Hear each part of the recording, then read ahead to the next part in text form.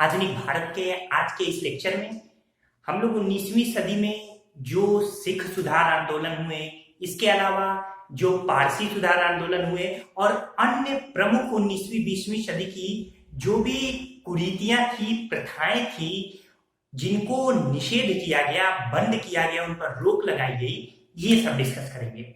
इससे पहले दोस्तों मैं आपको एक जानकारी देना चाहूंगा कि सामान्य हिंदी जो हिंदी साहित्य का इतिहास मैं अपने चैनल पे आप लोगों को पहुंचा रहा हूं, तो उसका पूरा लेक्चर एक अलग YouTube चैनल पर आपको मिलेगा, जिसमें सामान्य हिंदी ही नहीं बल्कि हिंदी साहित्य, व्याकरण, सभी पूरी डिस्क्रिप्शन, पूरे विश्लेषण के साथ एक एक बेहतरीन वीडियो आप तक पहुंचाई जाएगी। डिस्क्रिप्शन में, इस वीडियो के डिस्क्रिप्शन में आपको उसका लिंक मिल जाएगा। दोस्तों आप हमारे उस लिंक पे जाइए, चैनल को सब्सक्राइब कीजिए, बेल बटन दबा दीजिए ताकि आप अपनी सामान्य हिंदी की तैयारी कर सके। ये मुख्य परीक्षा, अगर आप सिविल सर्विस में मुख्य परीक्षा के रूप में हिंदी एक सब विषय के रूप में लेना चाहते हैं, उसके लिए भी वो चैनल पर उपलब्ध जितने भी वीडियो मैं आपको कराऊंगा सभी बड़े महत्वपूर्ण होंगे। तो आइए दोस्तों आगे बढ़ते हैं। बाकी डिस्क्रिप्शन में आप देख लीजिए, पूरी डिटेल आपको मिल जाएगी। तो यहाँ देखिए सिख सुधार आंदोलन, इससे पहले 19वीं और 20वीं शताब्दी के या सदी के सभी आंदोलनों की मैंने चर्चा की। इस सिख सुधार आंदोलन में एक आंदोलन है निरंकारी आंदोलन। निरंकारी आंदोलन जो कि सिख धर्म में प्रचलित हिंदू रीति रिवाज और कुरीतियां थी, उनको दूर करने के लिए निरंकारी आंदोलन चलाया गया था, जिसके प्रणेता दयाल साहिब थे, जिन्हें दास भी कहा जाता था। तो ये दयाल साहिब को दास भी कहा जाता है। आप स्क्रीनशॉट चाहे तो ले सकते हैं। चलिए आइए आगे बढ़ते हैं। इसके बाद है सिख सुधार आंदोलन में कूका आंदोलन। भगत जवाहर मल 1840 में भगत जवाहर मल द्वारा ये कूका आंदोलन चलाया गया था। ठीक, इसके बाद से तीसरा सिख सुधार आंदोलन है नामधारी आंदोलन। नामधारी आंदोलन के प्रणेता बाबा राम सिंह व उनके शिष्य बालक सिंह थे। ये सब प्रश्न महत्वपूर्ण है कि कौन से आंदोलन के प्रणेता कौन है, इंपॉर्टेंट है, एग्जाम में पूछे जाते हैं, ध्यान से पढ़िए। जैसे नामधारी आंदोलन के प्रणेता कौन है, तो बाबा राम सिंह और उनके शिष्य बालक सिंह। ये जो नामधारी आंदोलन से संबंधित जो नामधारी थे, वे मूर्ति, वृक्ष व दरगाह की पूजा करते थे, यानी करने पर जोर देते थे। इसके अलावा गो मांस भक्षण के विरोधी और महिलाओं की समानता व पुनर्विवाह के ये समर्थक थे। तो इस तरीके से नामधारी आंदोलन के अनुयायी श्वेत पगड़ी यानी सफेद रंग की पगड़ी और श्वेत वस्त्र यानी सफेद रंग के वस्त्र धारण करते थे। इसके बाद से ये तीनों आंदोलन सिख सुधार आंदोलन से संबंधित है, मैचिंग में पूछे जाते हैं, महत्वपूर्ण है, देखिएगा, बारंबार इसे तैयार कर लीजिएगा। इसके बाद से मैं आपको बताऊं कि यहाँ पे 19वीं सदी, ये देख लीजिए, 19वीं सदी में सिखों का धार्मिक सुधार सिंह सभा आंदोलन, याद रहेगा, सिंह सभा आंदोलन। तो शिव सिंह सभा आंदोलन के द्वारा खालसा दीवान नामक संस्था के माध्यम से अमृतसर से प्रारंभ हुआ। फिर ध्यान दीजिए, 19वीं सदी में सिखों का धार्मिक सुधार सिंह सभा आंदोलन के द्वारा खालसा दीवान नामक संस्था के माध्यम से अमृतसर से प्रारंभ हुआ। अकाली लहर, अकाली लहर जो कि सिंह सभा का ही एक छोटा सा आंदोलन था, तो इस अकाली लहर के माध्यम से भ्रष्ट सिख महंतों के विरुद्ध आंदोलन चलाया गया था। ये प्रश्न ध्यान रखिएगा सबसे पहले कि सिंह सभा आंदोलन 19वीं सदी में सिखों से संबंधित धार्मिक सुधार आंदोलन था, जिसमें खालसा दीवान नामक एक संस्था का गठन किया गया और इस संस्था के माध्यम द्वारा ये सिख सुधार आंदोलन, सिंह सभा आंदोलन चलाया गया था, जो कि अमृतसर से ये प्रारंभ किया गया था। इसी सिंह सभा आंदोलन का एक छोटा सा आंदोलन था या भाग था अकाली लहर, जिसके द्वारा जो सिख महंतों में यानी सिख धर्म के जो महंत उनमें जो भ्रष्टाचार व्याप्त हो गया था, उस भ्रष्टाचार को दूर करने के लिए अकाली लहर चली थी। तो याद रहेगा आपको। चलिए दोस्तों आगे बढ़ते हैं। इसके परिणाम स्वरूप अब नवंबर 1920 में जो सिख गुरुद्वारे थे, उनका नियंत्रण शिरोमणि गुरुद्वारा प्रबंध कमेटी, किसको, शिरोमणि गुरुद्वारा प्रबंध कमेटी नामक एक निर्वाचित समिति के हाथों में आ गया। ये समिति यानी इसमें कुछ लोग निर्वाचित यानी चुने जाते हैं। इस तरीके से 1922 में ये जो सिख गुरुद्वारा एक्ट पारित हुआ था, जिसे 1925 में संशोधन किया गया। तो ये सिख आंदोलन की पूरी एक विश्लेषण मैंने आपके सामने प्रस्तुत किया, कौन कौन से आंदोलन हुए, कैसे कैसे। तो इसे भी याद रखिएगा, ये पूरा सिंध सभा आंदोलन, खालसा दीवान, इसके अलावा अकाली लहर, फिर सिख गुरुद्वारा एक्ट कब पारित किया गया था, 1922 में पारित किया गया था, इसमें संशोधन कब हुआ 1925 में, कब से शिरोमणि गुरुद्वारा प्रबंध कमेटी के हाथों में गुरुद्वारा को संचालित करने की शक्ति आ गई, तो 1920 से आ गई। तो ये सब चीजें महत्वपूर्ण थी। तो इस तरीके से ये सिख सुधार आंदोलन हुए 19वीं शताब्दी में। अब हम उसी समय के पारसी सुधार आंदोलनों को देख लेते हैं। दोस्तों, इससे पहले मैंने हिंदू सुधार आंदोलन और मुस्लिम सुधार आंदोलन को पूरा कवर किया है, आपको डिस्क्रिप्शन में उसका लिंक मिल जाएगा। इसके अलावा वीडियो के आखिर में भी उसका लिंक आप देख सकेंगे।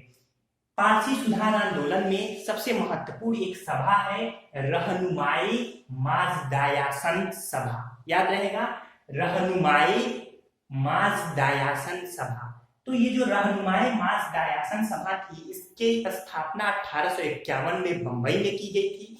इसके संस्थापक दादा भाई नौरोजी समेत उनके कुछ अन्य मित्र रहे, नौरोजी फरदोनजी, जेबी वाचा और एच.एस. बंगाली। तो ये चार लोग रहनुमाई माजदायासन सभा के क्या रहे, संस्थापक सदस्य हैं। फिर मैं दोहरा दूं, दादा भाई नौरोजी, नौरोजी फरदोनजी, जेबी वाचा और एच.एस. बंगाली। इस सभा ने गुजराती भाषा में साप्ताहिक पत्र राष्ट्र गुफ्तार यानी सत्यवादी का प्रकाशन किया। दरअसल ये जो सभा थी, ये पारसियों में सुधार से संबंधित थी। इसमें स्त्रियों पर विशेष जोर दिया गया, बाल विवाह पर रोक लगा दिया गया, स्त्री शिक्षा पर पारसियों ने जोर दिया। इसके अलावा पर्दा प्रथा जो स्त्रियों में, महिलाओं में प्रचलित, उसे पूरी तरीके से पारसियों में पर्दा प्रथा को समाप्त कर दिया गया। इस तरीके से दो और पारसी समाज सुधारकों के नाम आते हैं जो कि महत्वपूर्ण हैं, के.आर. तामा और बी.एम. मालाबारी। ये दोनों ही पारसी समाज सुधारक थे। बी.एम. मालाबारी बाल विवाह के विरुद्ध इन्होंने अभियान चलाया और एज ऑफ कंसेंट एक्ट जो कि 1891 में पारित कराया था। कौन सा? Age of consent act. इसके तहत 12 वर्ष से कम की लड़कियों के विवाह पर प्रतिबंध लगाया गया। पारसी समुदाय में ध्यान रखिएगा। तो इस तरीके से एज ऑफ कंसेंट एक्ट किसने पारित करवाया था? तो बी.एम. मालाबारी ने। किससे संबंधित था? बाल विवाह से संबंधित था।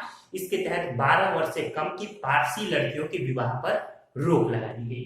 तो ये पारसी सुधार आंदोलन था। उम्मीद है दोस्तों आपको सिख सुधार आंदोलन, पारसी सुधार आंदोलन दोनों ही समझ में आए होंगे। बड़े महत्वपूर्ण है, छोटे छोटे पॉइंट हैं, लेकिन यहाँ से प्रश्न पूछ लिए जाते हैं, इसलिए इनको ध्यान से देखिए। देखिए दोस्तों, यहाँ मैं बताना चाहूंगा कि अगर आप हमारे चैनल पे नए हैं, वीडियो अच्छा लग रहा हो, चैनल को सब्सक्राइब कीजिए, हमारे प्लेलिस्ट में जाइए, आधुनिक भारत की सारी सीरीज वहां पे क्रमबद्ध रूप से उपलब्ध है। आइए आगे बढ़ते हैं। 19वीं और 20वीं सदी में समाज सुधार देखते हैं। ढेर सारे सुधार किए गए। सबसे पहला सती प्रथा निषेध। देखिए यहाँ जो ये जो छोटे छोटे लिखे गए हैं, जो आपको शायद स्पष्ट दिख नहीं रहा होगा, ज्यादा इसके लिए चिंतित न होइए। ये मैंने इसलिए लिखा है ताकि ये मैं आप तक पहुंचा सकूं, इसे समझिए एक भूमिका के रूप में है। तो सबसे पहले सती प्रथा निषेध। 4 दिसंबर 1829 को सती प्रथा का अंत कर दिया गया। एक कानून बनाकर लॉर्ड विलियम बेंटिंग ने इस सती प्रथा को पूरी तरीके से निषेध किया था। राजा राम मोहन राय जी की इसमें बड़ी अग्रणी भूमिका थी। राजा राम मोहन राय जी के बारे में पूरा एक अलग लेक्चर है, उसे आप देख सकते हैं।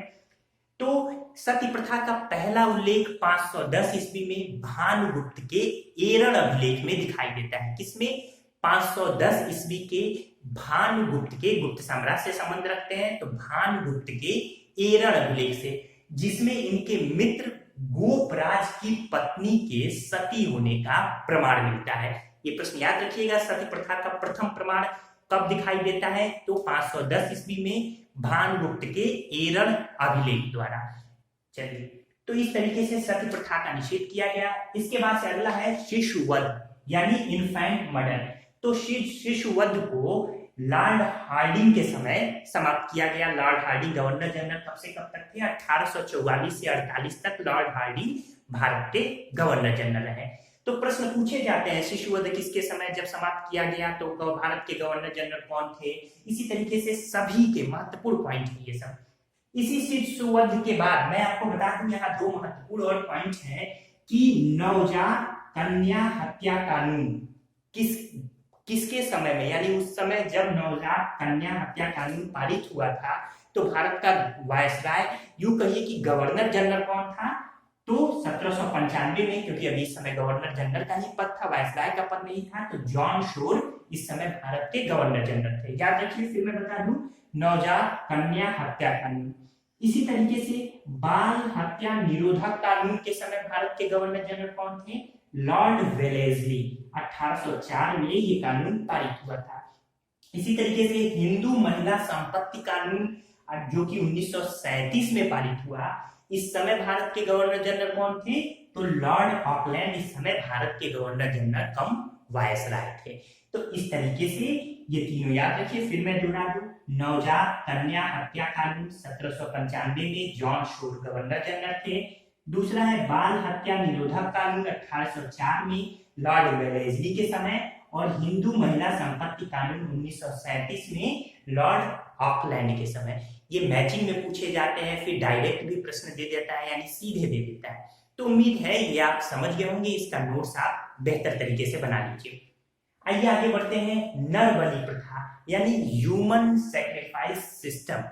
नर बलि प्रथा लॉर्ड हार्डिंग प्रथम के ही समय कैंपबेल नामक अधिकारी द्वारा समाप्त की गई थी 1844-45 में। प्रश्न पूछेगा नर बलि प्रथा को समाप्त करने का श्रेय किसे जाता है? अक्सर आपके ऑप्शन में कैंपबेल दिया गया रहता है। अगर पूछे कि नर बलि प्रथा को जब समाप्त किया गया तो भारत के गवर्नर जनरल कौन थे? तो लॉर्ड हार्डिंग प्रथम। याद रहेगा। चलिए दास प्रथा देख लेते हैं। दास प्रथा का उल्लेख प्रारंभ से ही है।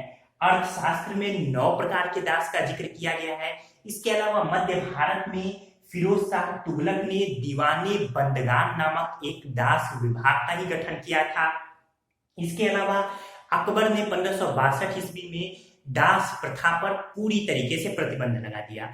तो इस तरीके से लगातार सुधार की प्रक्रिया जारी रही, लेकिन अंत में लॉर्ड एलेनबरो के समय 1843 में एक 5 द्वारा दास प्रथा को समाप्त किया गया। दास प्रथा को किसने समाप्त किया था? लॉर्ड एलेनबरो ने समाप्त किया था। कब समाप्त किया था? 1843 1843 में किस एक्ट के तहत दास प्रथा को गैरकानूनी घोषित किया गया? तो 1833 के चार्टर एक्ट नियम 5 के तहत। याद रहेगा ये। तो मुझे उम्मीद है कि आपको समझ में आया होगा। सारी बातें यहाँ से, ये सब महत्वपूर्ण है और एग्जाम में आपके पूछी जाती हैं ये बातें। इसके बाद से दास प्रथा की अगर मैं बात करूं तो भारत में यूरोप और अमेरिका इन देशों की जैसी दास प्रथा तो नहीं थी, इतनी बर्बर नहीं थी। यहाँ पे जो दास थे उनका प्रयोग घर के कामों में लिया जाता था। इसके अलावा अन्य भी तरीके से उनका शोषण होता था, जिसे समाप्त करना जरूरी था समानता के अधिकार के तहत।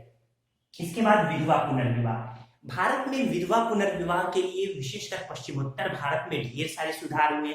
ईश्वर चंद्र विद्यासागर, D.K. कर्वे, इसके अलावा विष्णु शास्त्री, वीरे सलिंगम, ये 4-5 नाम बड़े महत्वपूर्ण हैं। विधवा विवाह से पूछा जाता है निम्नलिखित में कौन विधवा पुनर्विवाह से संबद्ध है? 4 नाम याद रखिए, ईश्वर चंद्र विद्यासागर, D.K. कर्वे, विष्णु शास्त्री और वीरे सलिंगम। याद रहेगा। चलिए 1856 में हिंदू विधवा पुनर्विवाह अधिनियम ईश्वर चंद्र विद्यासागर के प्रयासों से ये पारित हुआ। इस समय लॉर्ड कैनिंग भारत के गवर्नर जनरल थे। तो हिंदू विधवा विवाह पुनर्विवाह अधिनियम किसके समय पारित हुआ? लॉर्ड कैनिंग के समय। किस सन में? 1856 में। तो उम्मीद है कि ये आप समझ पाए होंगे। इसके बाद है अंतरजातीय विवाह अधिनियम यानी नेटिव मैरिज एक्ट। 1972 में नेटिव मैरिज एक्ट पारित हुआ था। ये डेट सब याद रखिए, किसके समय पारित हुआ था ये भी याद रखिएगा। तो 1972 में नॉर्थ ब्रुक के समय पारित हुआ था। किसके प्रयासों से? केशव चंद्र सेन के प्रयासों से। तो केशव चंद्र सेन के प्रयासों से अंतरजातीय विवाह अधिनियम, जिसे नेटिव मैरिज एक्ट भी कहते हैं, 1972 में पारित हुआ। इस समय भारत के गवर्नर जनरल नॉर्थ ब्रुक थे। ठीक है, आइए अब देख लेते हैं बाल विवाह। बाल विवाह की दिशा में लगातार शुरू से ही प्रयास किए गए, लेकिन सबसे सफल प्रयास जो हुआ वो 1929 में लॉर्ड इरविन के समय में हुआ, जब डॉक्टर हरविलास शारदा, जो अजमेर के निवासी थे, तो डॉक्टर हरविलास शारदा के प्रयासों से शारदा अधिनियम पारित किया गया। इसके तहत लड़कियों की विवाह की उम्र न्यूनतम 14 वर्ष, जबकि लड़कों के विवाह की उम्र न्यूनतम 18 वर्ष कर दी गई। याद रहेगा आपको कि शारदा अधिनियम कब पारित हुआ? 1929 में। इस समय भारत के गवर्नर जनरल कौन थे या वायसराय कौन थे? लॉर्ड इरविन थे। किसके प्रयासों से पारित हुआ? तो हरविलास शारदा के प्रयासों से, जो अजमेर के निवासी थे। इसमें क्या परिवर्तन किया गया? तो लड़कियों की विवाह की न्यूनतम उम्र 14 वर्ष और लड़कों की 18 वर्ष निर्धारित कर दी गई। याद रहेगा, बड़ा महत्वपूर्ण है शारदा अधिनियम। इसके बाद से एक और मैं यहाँ बता दूं कि इस भूमिका में 1891 में सम्मति आयु 1891 में सम्मति आयु अधिनियम पारित किया गया था।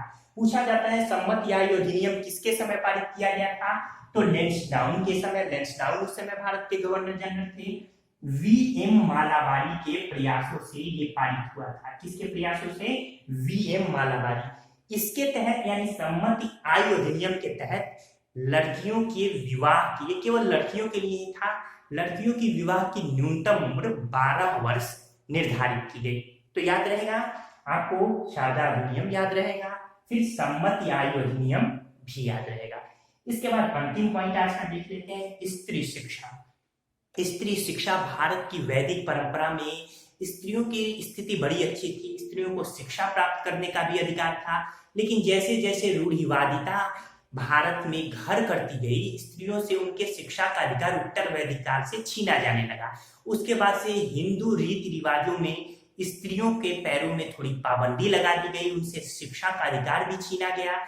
इसके बाद जब इस्लामिक परंपरा आई, तो उस परंपरा में भी जब कुरीतियां, यानी यूं कहिए कि जब एक परंपरागत नकारात्मकता घर करती गई, तो स्त्रियों से शिक्षा का अधिकार वहां भी छीन लिया गया। इस तरीके से चाहे वो हिंदू हो या मुस्लिम हो, दोनों ही धर्मों में स्त्रियों से, यानी प्राचीन के बाद से लेके मध्य युग में स्त्रियों की स्थिति बड़ी खराब हो गई। उनसे शिक्षा का अधिकार तक छीन लिया गया था। क्यों? क्योंकि माना जाता था सोच पुरुषवादी सोच ऐसी हो गई कि अगर स्त्रियां ज्यादा पढ़ लिख लेंगी तो फिर वो स्वतंत्र रूप से हो जाएंगी। यही कारण है कि स्त्री शिक्षा की स्थिति बड़ी भयावह हो गई। अंग्रेजों ने इस ओर भी ध्यान दिया, तत्कालीन समय के सुधारवादी भारतीयों ने इस ओर ध्यान दिया। सबसे पहले 1819 में एक ईसाई मिशनरी द्वारा तरुण स्त्री सभा का कोलकाता में इसकी स्थापना की गई, जिसने स्त्री शिक्षा की ओर विशेष ध्यान दिया था। 1894 में बेथुन नाम याद रखिएगा, जेईडी बेथुन। कौन सा नाम? बेथुन। तो 1849 में, 94 मैंने गलती से बोल दिया, 1849 में बेथुन द्वारा प्रथम बालिका विद्यालय की स्थापना की गई थी। ये प्रश्न महत्वपूर्ण है। यहाँ मैं आपसे दो प्रश्न पूछूंगा। पहला प्रश्न मेरा आज का ये है कि प्रथम बालिका विद्यालय की स्थापना बेथुन ने कहाँ की थी? कमेंट के माध्यम द्वारा हमें बताइए, महत्वपूर्ण पॉइंट है। इसके बाद से 1894 में आधिकारिक तौर पर प्रश्न पूछेगा, आधिकारिक तौर पर पहली बार महिला यानी स्त्री शिक्षा पर बल कब दिया गया? तो आप कहेंगे 1854 में चार्ल्स वुड डिस्पैच के द्वारा। कब? 1854। फिर इसे दुरुस्त कर लीजिए, 1854। तो यहाँ मैं एक बार और दोहरा दूं, 1819 में तरुण स्त्री सभा का गठन किया गया कलकत्ता में। 1849 में बेथुन द्वारा प्रथम बालिका विद्यालय की स्थापना की गई। कहां पर? ये आपको कमेंट द्वारा बताना है। 1854 में आधिकारिक तौर पर चार्ल्स वुड डिस्पैच में पहली बार स्त्री शिक्षा पर बल दिया गया। जब मैं आपको शिक्षा, भारतीय अंग्रेजी काल में भारतीय शिक्षा बताऊंगा तो पूरी चार्ल्स वुड डिस्पैच और सारी पूरा विवरण मैं आपको दूंगा। फिलहाल यहाँ एक और पॉइंट महत्वपूर्ण है 1916 में प्रथम महिला विश्वविद्यालय की स्थापना कर्वे साहब ने की थी। तो डीके कर्वे साहब का बड़ा महत्वपूर्ण योगदान रहा है स्त्री शिक्षा में, स्त्री पुनर्विवाह में। यही कारण है कि 1958 में इन्हें भारत रत्न से भी डीके कर्वे साहब को सम्मानित किया गया है। यहाँ एक और दूसरा प्रश्न आज का आपके लिए ये है कि जो डीके कर्वे साहब ने प्रथम महिला विश्वविद्यालय की स्थापना की थी, उस विश्वविद्यालय का नाम क्या था? तो ये दो प्रश्न आपके सामने हैं, कमेंट के माध्यम द्वारा हमें इसका उत्तर दीजिए। मुझे उम्मीद है कि आज का ये लेक्चर आपको पसंद आया होगा। लगातार हमारे साथ बने रहिए दोस्तों। ज्यादा से ज्यादा लोगों तक हमारे वीडियो शेयर कीजिए ताकि ज्यादा से ज्यादा लोग घर बैठे इससे लाभान्वित हो सके। पूरा वीडियो देखने के लिए आपका बहुत बहुत धन्यवाद दोस्तों। जाते जाते बस इतना कहूंगा कि अब तक अगर आपने हमारे इस वीडियो को लाइक नहीं किया है तो लाइक कर दीजिए। अगर चैनल को सब्सक्राइब नहीं किया है तो सब्सक्राइब भी कर दीजिए और बेल बटन जरूर दबाइए। ठीक है दोस्तों, बहुत बहुत धन्यवाद। हाँ, जाते जाते एक और बात, कई लोग कमेंट के माध्यम द्वारा ये कह रहे हैं कि पिक्चर क्वालिटी सही नहीं आ रही है। तो मैं एक ही बात बोलूंगा कि आपके नेट की स्पीड जांच लीजिए और अपनी जो पिक्चर क्वालिटी है यूट्यूब पे दाहिने साइड में ऊपर 3 डॉटेड लाइनें, वहां से वीडियो क्वालिटी को 360p या उससे ऊपर 480p या 780p कर लीजिए। देखिए पिक्चर क्वालिटी बड़ी बेहतरीन आपको दिखेगी। ठीक है दोस्तों, पूरा वीडियो देखने के लिए आपका बहुत बहुत धन्यवाद।